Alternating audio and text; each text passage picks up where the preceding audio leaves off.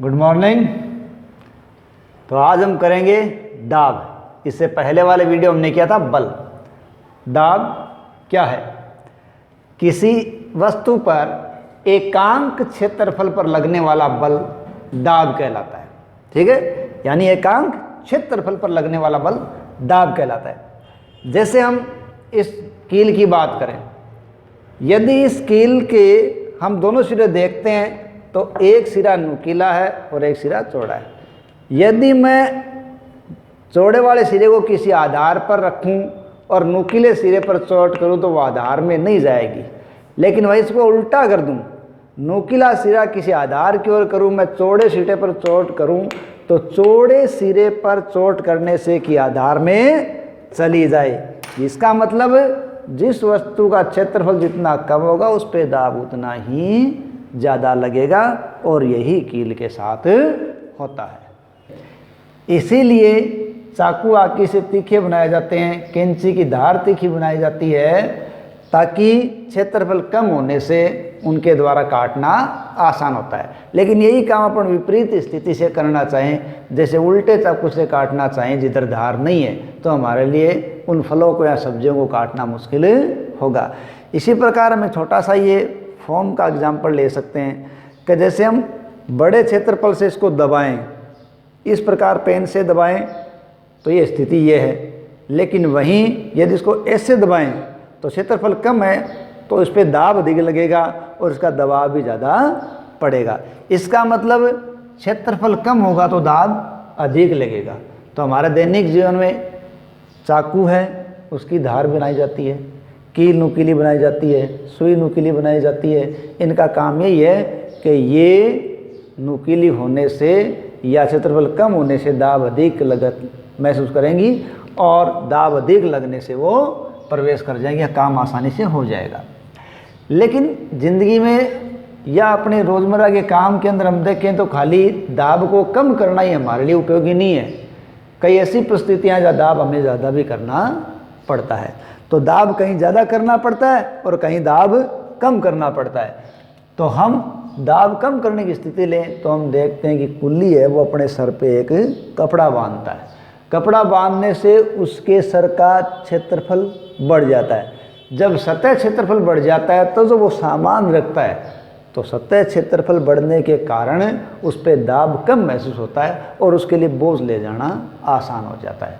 ठीक है, इसी प्रकार हम अगर दूसरा एग्जाम्पल लें जिसमें हमें दाब ज़्यादा करना है तो हम एग्जाम्पल ले सकते हैं दूसरा भी। और ये एग्जाम्पल हम ले सकते हैं, एक तो हमने एग्जाम्पल ले लिया किसका, कुल्ली का। दूसरा हम एग्जाम्पल ले सकते हैं बस्ते का। देखिए बस्ता है, उसकी पट्टियाँ चौड़ी बनाई जाती है। बस्ते की पट्टियाँ चौड़ी बनाने से ये लाभ है कि सतह का क्षेत्रफल बढ़ेगा तो दाब कम लगेगा, दाब कम होगा तो इसके द्वारा हमें बस्ते को ले जाना आसान हो जाएगा। इस प्रकार कहीं दाब हमें बढ़ाना पड़ता है और कहीं दाब कम करना पड़ता है। अब बात करते हैं क्या द्रव्य दाब लगाते हैं? द्रव्य दाब लगाते हैं। ठीक है, तो हम पहले मैंने ड्रॉ कर रखे हैं, उनके द्वारा अपन बात करते हैं।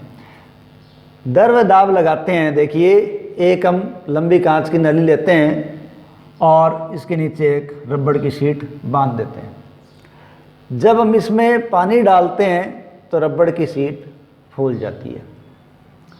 अब हम पानी की मात्रा जब बढ़ा देते हैं तो रबड़ की शीट और ज़्यादा फूल जाती है। इसका मतलब कोई पात्र है, उसके पेंदे में लगने वाला दाब द्रव्य के स्तंभ की ऊंचाई पर निर्भर करेगा।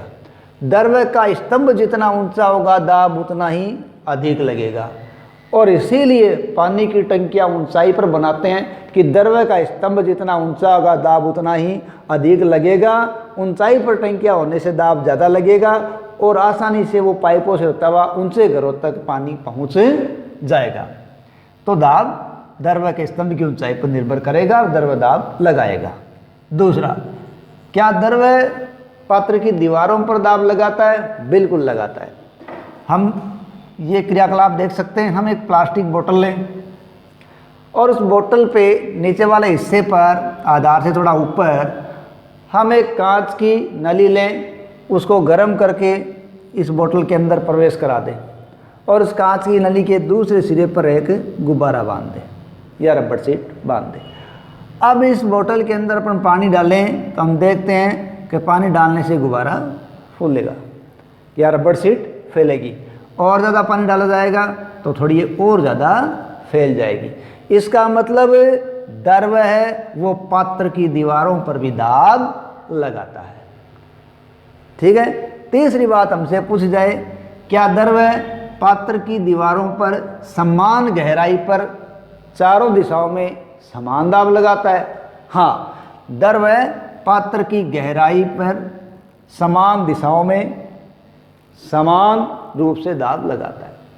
जैसे हम एक प्लास्टिक की बोतल लें, उसके नीचे पेंदे वाले हिस्से से थोड़ा सा ऊपर बराबर दूरी पर चारों दिशाओं में बराबर माप के 4 छिद्र कर दें और फिर इस बोतल को पानी से भरें। अब हम उससे बाहर निकलने वाले पानी की मात्रा देखें तो चारों छेदों से निकलने वाले पानी की मात्रा बराबर आ रही है और उनकी दूरी जो जानने की है वो बराबर है। इसका मतलब द्रव पात्र की दीवारों पर चारों दिशाओं में समान गहराई पर समान दाब लगाता है। ठीक है।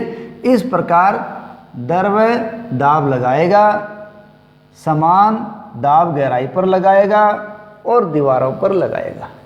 3 प्रयोग हो गए। क्या गैसें भी दाब लगाती है? हाँ, गैसें भी दाब लगाती है। और इसका एग्जाम्पल हम ले सकते हैं गुब्बारा। यदि हम गुब्बारा है उसमें हवा भरें तो गुब्बारा फूलता है, चारों तरफ से फूलता है। यदि उसके किसी दीवार पर छेद है तो वो नहीं फूलेगा। ठीक है, क्योंकि वहाँ से वो हवा निकल जाएगी। इसका मतलब गुब्बारा चारों ओर से फूलता है तो गैसें सभी दिशाओं में दाब लगाती है। गैसें जिस पात्र में होगी उस पात्र में दाब लगाएंगी। यदि हम साइकिल की बात करें तो साइकिल के टायर में जब हवा भर जाती है तो टायर में उसकी ट्यूब में जब हवा होती है तो वो चारों ओर फैलती है और ट्यूब के अंदर वो चारों ओर समान रूप से दाब डालती है और इस दाब के कारण वो ट्यूब खुली रहती है और उसको चलाने में आसानी होती है। इसका मतलब गैसें जिस पात्र में हैं उसके चारों तरफ वो समान रूप से दाब डालती हैं। अब बात करते हैं वायुमंडलीय दाब की। देखिए, हमारे चारों ओर वायु है और वायु के इस आवरण को हम वायुमंडल कहते हैं। ये जो वायुमंडल है वो पृथ्वी तल से बहुत ज़्यादा ऊंचाई तक है और इस वायु के द्वारा पृथ्वी तल पर जो दाब लगाया जाता है वो दाब वायुमंडलीय दाब कहलाता है। क्या कहलाता है? वायुमंडलीय दाब। यदि हम साधारण रूप में देखें तो वायु द्वारा लगाया गया दाब वायुमंडलीय दाब कहलाता है। ठीक है। अब हम बात करें, हमें इतना पता है कि एकांक क्षेत्रफल पर लगने वाला बल क्या कहलाता है?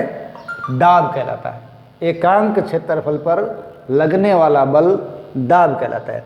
तो हम एक एकांक क्षेत्रफल की कल्पना कर लें। इस एकांक क्षेत्रफल पर एक स्तंभ रखें और वो भरा हुआ किससे हो? वायु से भरा हुआ हो।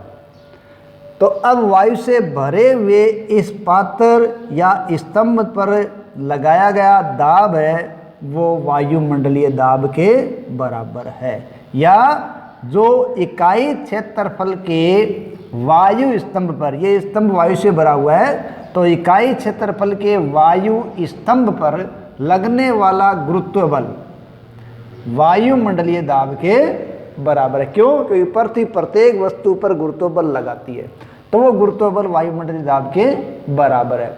अब बात ये उठती है कि वो वायुमंडलीय दाब कितना है। तो हम बात करते हैं कि वो वायुमंडलीय दाब होता कितना है। देखो, वायुमंडलीय दाब बहुत ज़्यादा होता है। ठीक है। हम एग्जाम्पल के लिए लेते हैं चूसक या सूकर। देखिए, एक प्लास्टिक का ऐसा आवरण जो आगे से दबा हुआ हो और पीछे से उसका उभार हो जिसमें जगह हो। जैसे हम बच्चे के दूध पीने वाली बोतल की आगे के हिस्से से उसकी तुलना करते हैं। तो वो चूसक है, उस चूसक को हम दबा के उसकी हवा निकाल दें और उसको हम किसी आधार के लगा दें तो वो उस आधार के चिपक जाएगा।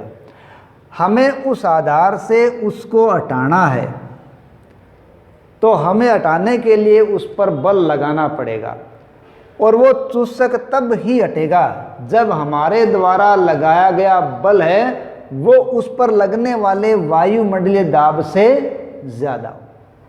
अगर वो वायुमंडलीय दाब पर पार पा लेगा तो ही हमारे बल से वो हटेगा, नहीं वो चूसक नहीं हटेगा।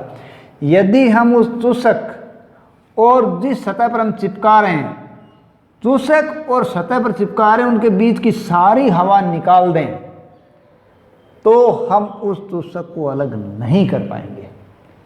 क्यों? कि उस पर वायुमंडलीय दाब उतना अधिक लगता है। हम एक यहाँ किताब का क्वेश्चन लेते हैं कि सिर का क्षेत्रफल है वो 15 × 15 सेंटीमीटर है, तो सिर पर वायु कितना बल लगा रही है? सिर पर वायु कितना बल लगा रही है? देखिए 15 × 15 सेंटीमीटर क्षेत्रफल और वायुमंडल की ऊंचाई के बराबर।